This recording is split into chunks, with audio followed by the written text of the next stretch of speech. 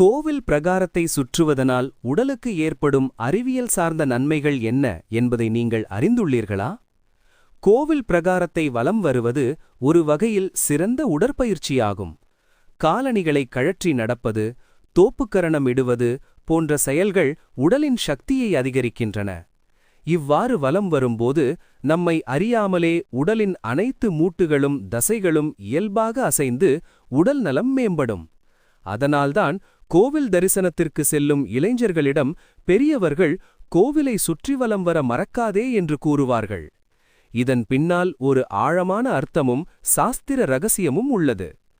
காலையும் மாலையும் உடற்பயிற்சி செய்ய இயலாதவர்களுக்கு கோவில் தரிசனமும் வலம் வருதலும் ஒரு எளிய உடற்பயிற்சியாகும்.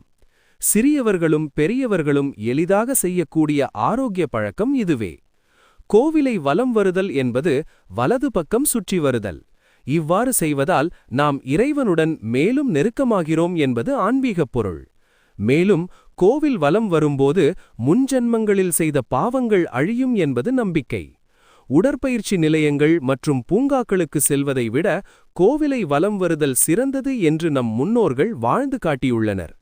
ஆரோக்கியம், ஆன்மீகம், அமைதி இந்த மூன்றையும் தரும் எளிய வழி கோவில் வலம் வருதல்.